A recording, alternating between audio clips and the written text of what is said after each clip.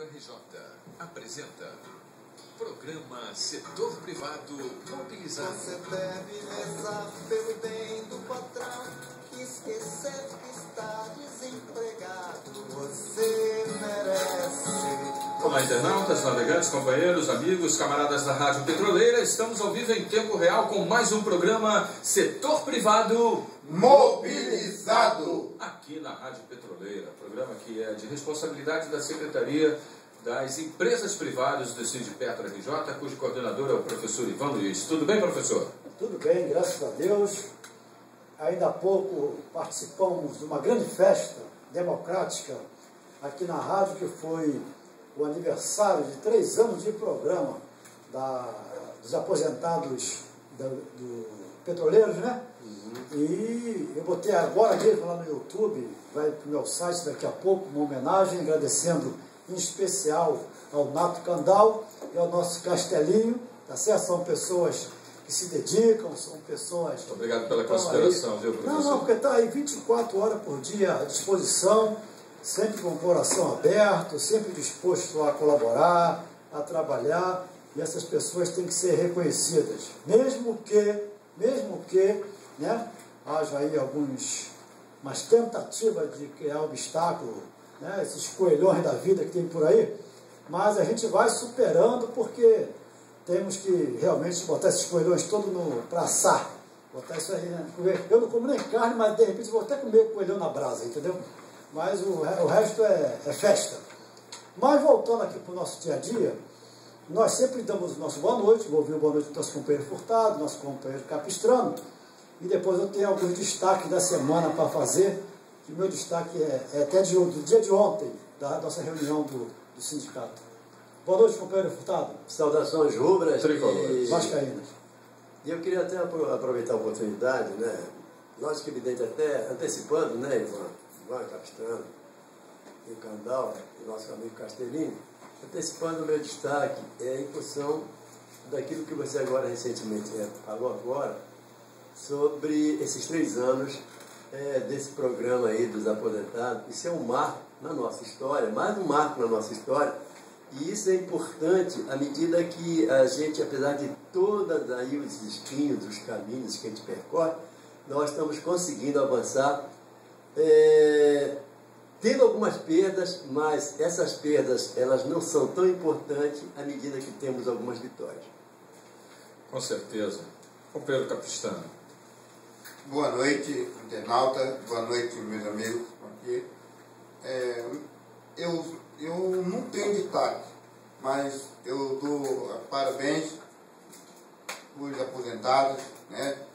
Que está aí na luta, que os aposentados futuros continuem lutando para que não se perca nada na vida. Não se pode perder nada que ganhou, porque é uma luta, é um sacrifício, e quando se perde é uma perda muito grande.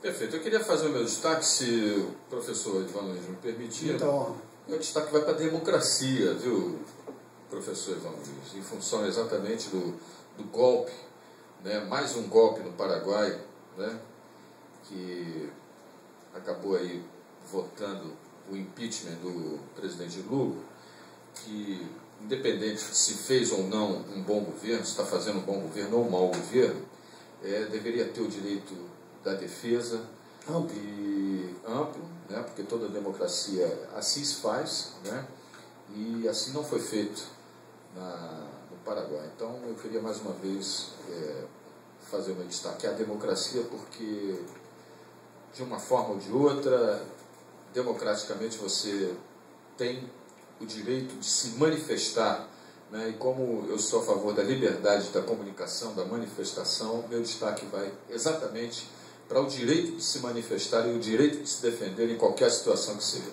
Considerando esse teu destaque, o meu destaque também tem desdobramentos desse fato.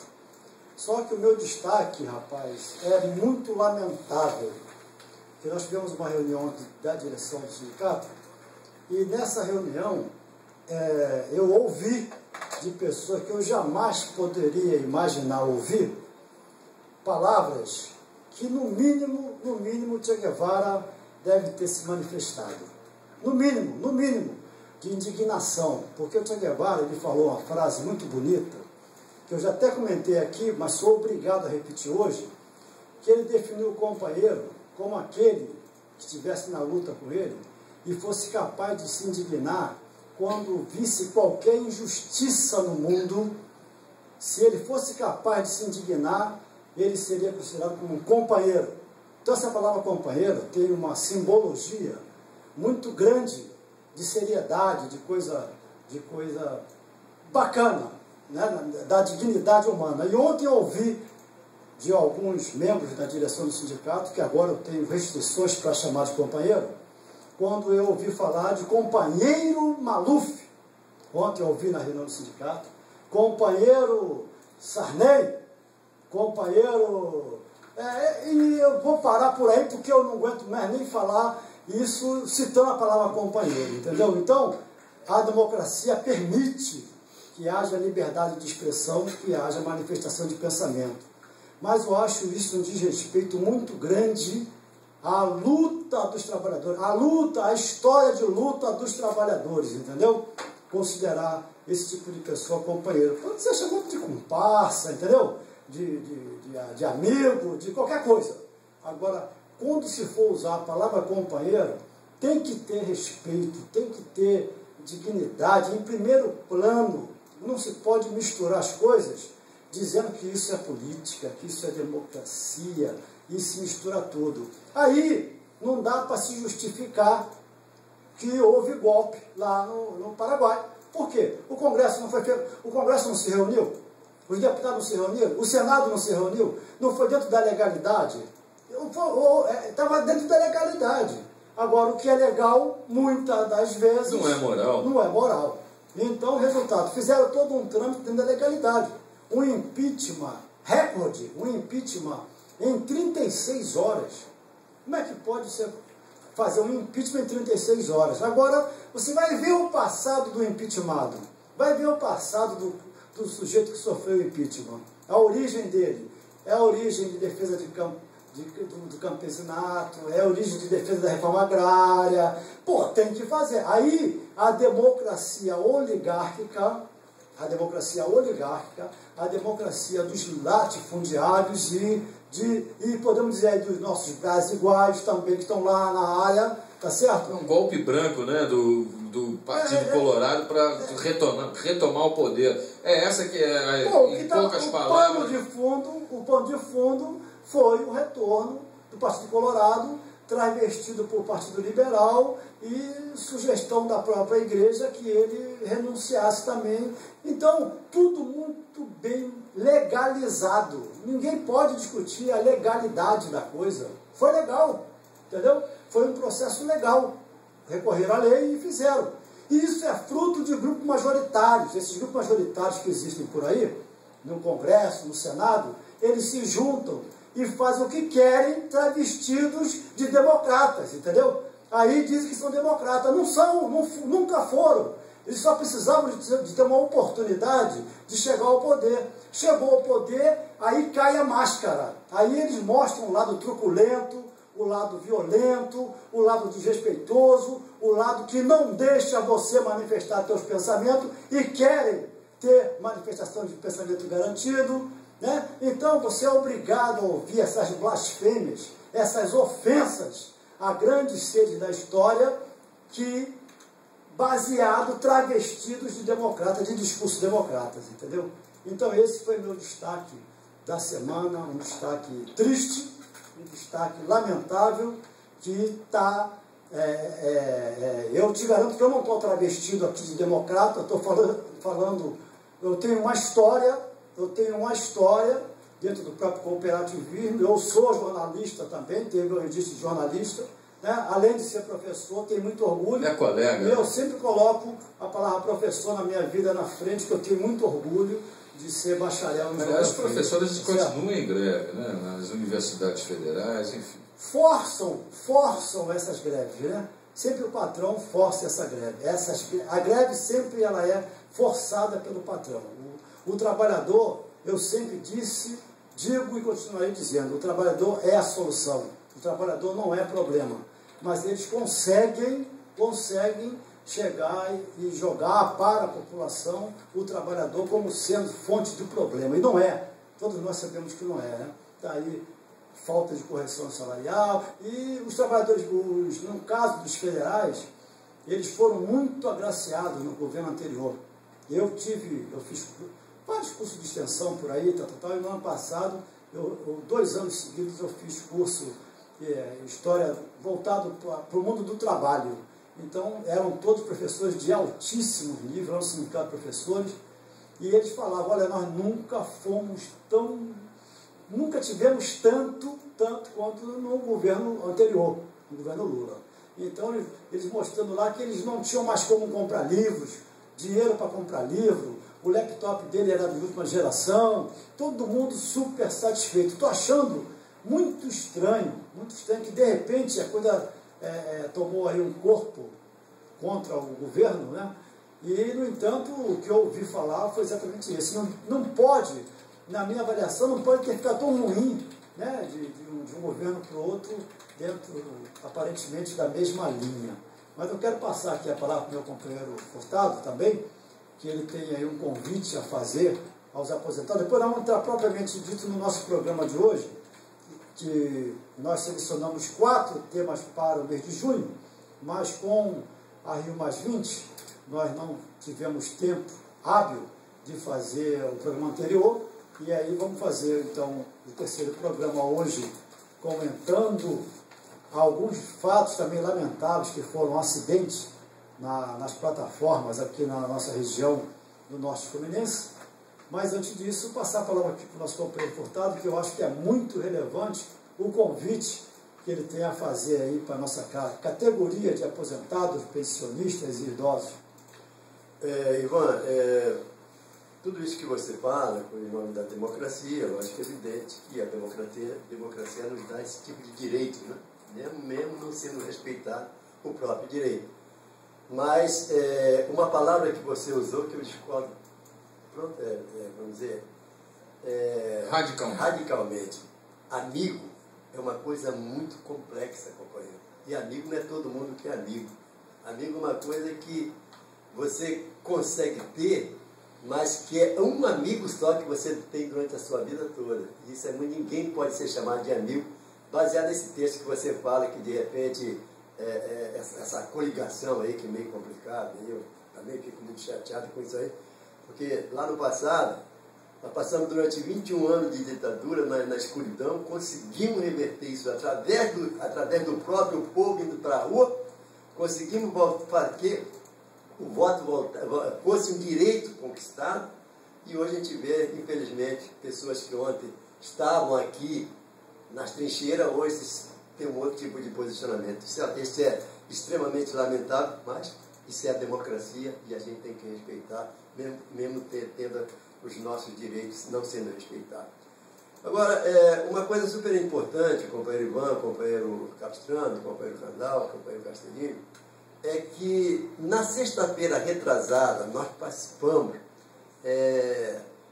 de uma audiência onde aí aconteceu uma conciliação com referência à URB da refinaria de petróleo de Manguinhos, onde na realidade não aconteceu essa conciliação, ela ficou marcada para o próximo dia 2 de agosto, né?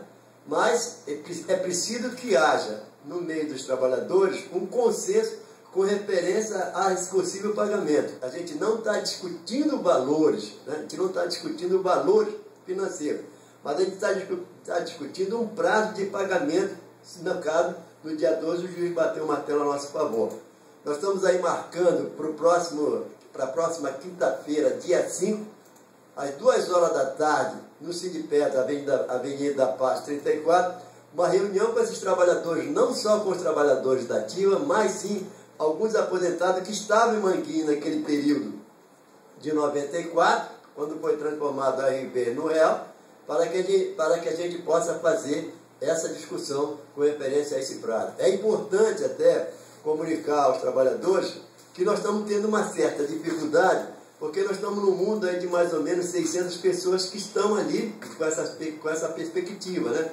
E nós não temos o telefone de todo mundo, Por isso que nós aqui, através desse programa, nós estamos fazendo vários contatos, através desse programa, nós estamos pedindo também que se faça uma corrente, né? Que se faça uma corrente onde aquele companheiro que sabe que aquele outro companheiro está incluído na relação da OIB, que faça esse contato, que diga que nós temos a necessidade de ter essa assembleia, porque, de repente, no julgamento da questão no dia 12, o juiz pode pedir, mas qual é o prazo que vocês tiraram, os trabalhadores tiraram por esse prazo? Por isso que é importante essa participação, não só naquele dia dos aposentados, como os próprios companheiros que tiverem nesse ato. Então, é preciso que a gente tenha esse tipo de posicionamento para que a gente, mais uma vez, né, o sindicato teve supostamente, e vamos torcer essa vitória, né, porque foi o sindicato movido pelo sentimento do direito dos trabalhadores, em 94 entrou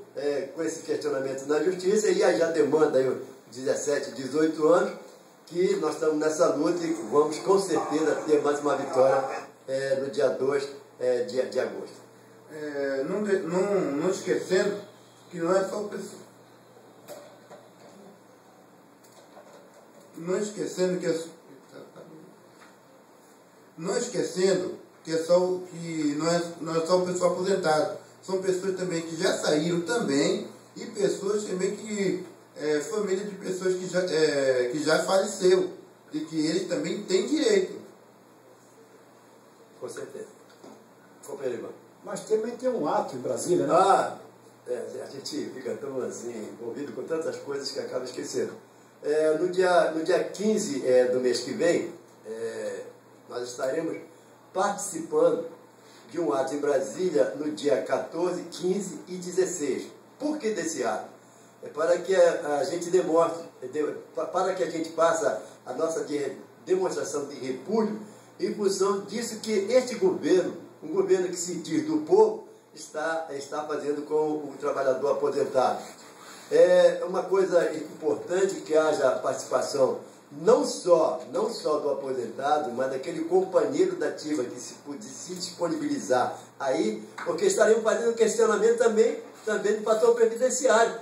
Esse fator previdenciário que massacra o trabalhador ativo. Não só o trabalhador aposentado é massacrado por esse governo, mas também com referência ao fator previdenciário que tira direito desse companheiro na futura aposentadoria. Então estaremos fazendo este ato em Brasília, sairemos daqui por volta do dia 14, faremos o ato no dia 15 e voltaremos no dia 16.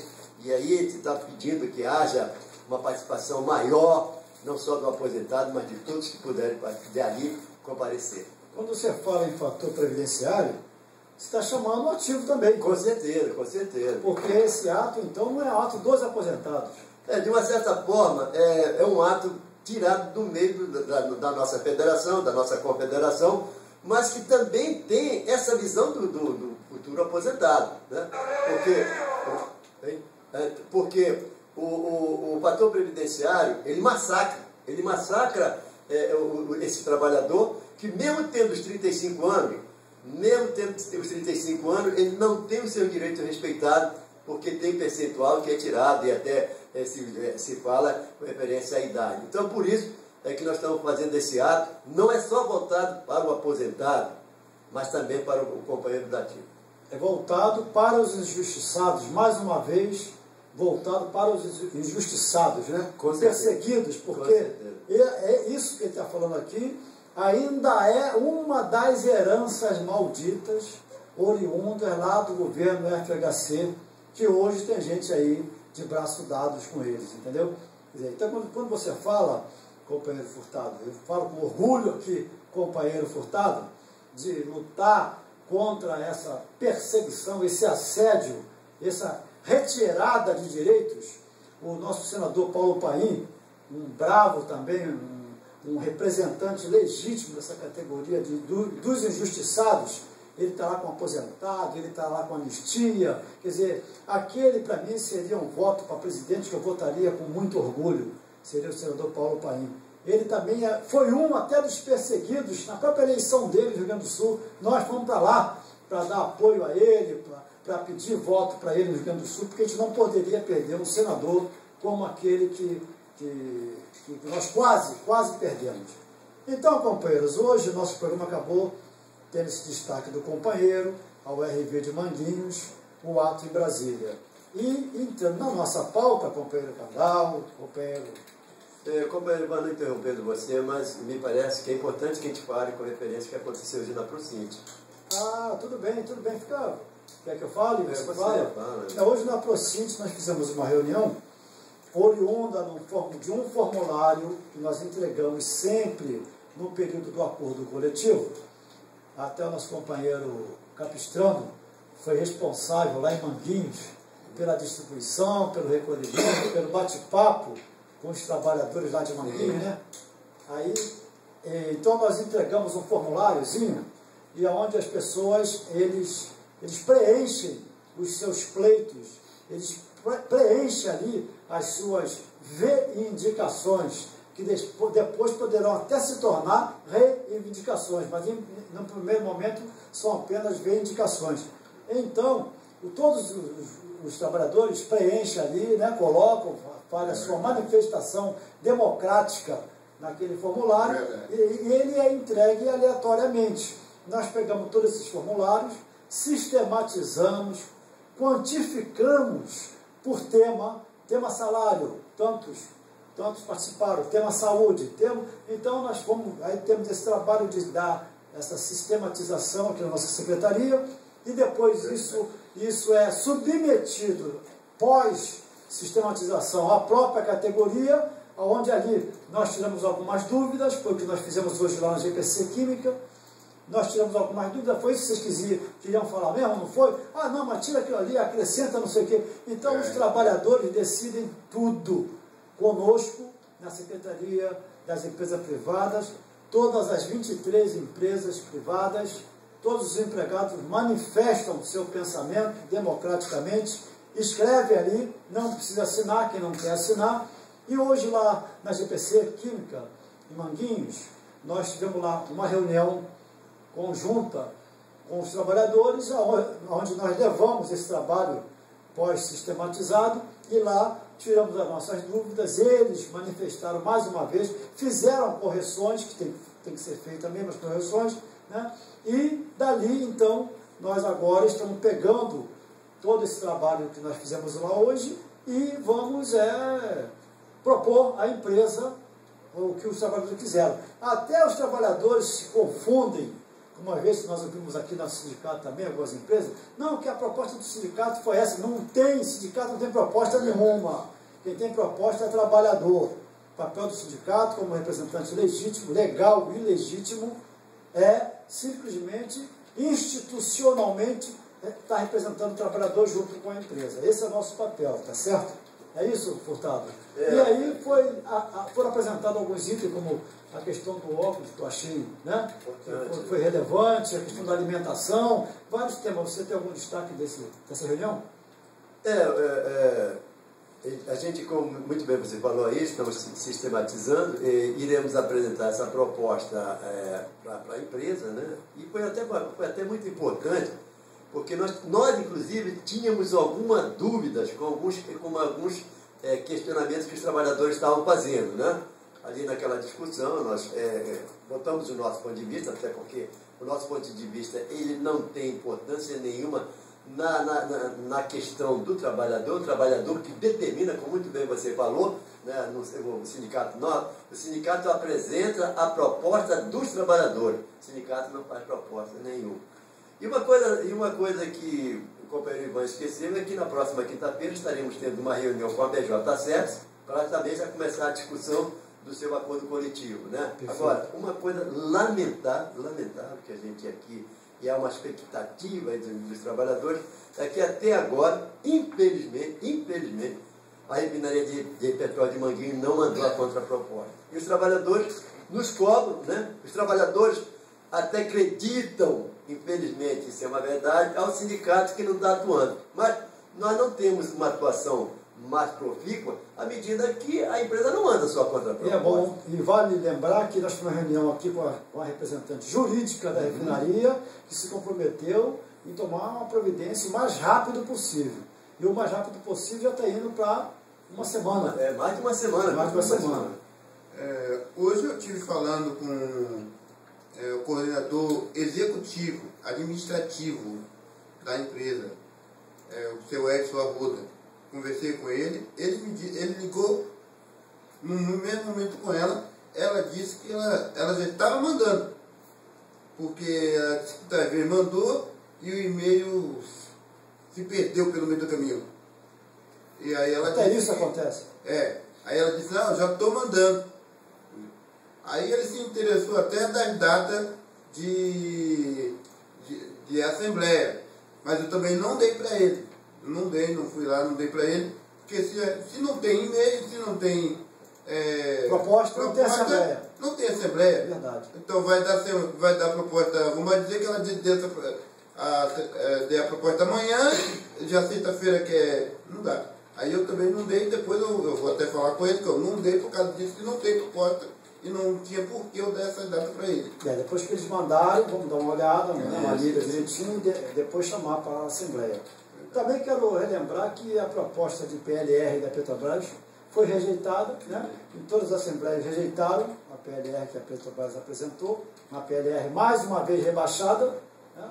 E nós vamos aí, a luta vai continuar. E dizer também, né, companheiro Ivan, que você participou na discussão da PLR da Chevron. Da Chevron também, estivemos lá, eu e o Cafu, estivemos lá agora, hoje está sendo encaminhado o documento assinado aqui pelo sindicato, devolvendo lá para o nosso gerente de RH, até gente muito boa, né? gente muito fina, gente boa de se relacionar, que é o nosso Carlos Eduardo, mandar um abraço para ele aqui no ar. E nós estamos agora já terminando praticamente de fazer o programa. Faltam ainda alguns minutos. E o nosso tema hoje foi baseado num trabalho que foi efetuado pelo Centro de Estudos em Saúde do Trabalhador e Ecologia Humana da Escola Nacional de Saúde Pública, a Fundação Oswaldo Cruz, aqui na Rua Leopoldo Bulhões 1480, no Rio de Janeiro. E os autores desse trabalho foi o Carlos Machado de Freitas, o Carlos Augusto Vaz de Souza, Jorge Mesquita Ruete, Machado, Marcelo Firpo de Souza Porto. Esse trabalho foi um estudo seríssimo, de alta complexidade, visando os acidentes de trabalho nas plataformas de petróleo da Bacia de Campos, no estado do Rio de Janeiro, no período de 18 de agosto de 95 a 14 de abril de 97. Nós estamos em 2012. Então, esses 4 programas que nós fizemos para o mês de junho, dedicado ao meio ambiente, a crimes ambientais, a desastres ecológicos e agora sobre plataforma, tem um cunho histórico, sim, mas de alertar para que esses problemas não se repitam. Esse trabalho aqui, ele teve a intenção de fornecer subsídios para que os representantes dos trabalhadores, no caso aqui, o Sindipetro, o NF, e também as instituições públicas do Poder Executivo, no caso a Câmara Técnica da Indústria Química, Petroquímica e Petroleira do Conselho Estadual de Saúde do Trabalhador do Rio de Janeiro, também para o nosso legislativo aqui, para a Comissão Parlamentar de Inquérito, para a CPI aqui na Alerj. Um minuto para a conclusão, professor. Para a conclusão, então realmente vai ficar, vou ficar devendo a nossa categoria para o próximo programa, porque vai ter que ter mais um outro programa, vamos passar de junho, porque é um assunto extremamente polêmico, sério, onde vamos citar óbitos que ocorreram, situações degradantes, e vamos falar de plataformas, só que realmente hoje vamos ficar por aqui, porque esse 1 minuto não vai dar para nós complementarmos. Não vai dar, e no último programa, nós vamos citar, citar memórias dos 7 acidentes que ocorreram em águas brasileiras, em março de 75, outubro de 83, maio de 94, março de 2001, fevereiro de 2004, setembro de 2005, setembro de 2008 e novembro de 2011. Em águas brasileiras, 7 acidentes nós estamos destacando aqui. E tem as 5 tragédias mundiais, onde nós vamos citar o Golfo do México, o White Alaska, Golfo do México de novo, na França, onde o volume de petróleo, o custo para essa limpeza e os culpados que se envolveram nesses acidentes todos. Então, nós prometemos que no próximo programa vamos falar alguma coisa, mesmo que eu passando, dos acidentes em plataforma, e no último programa vamos encerrar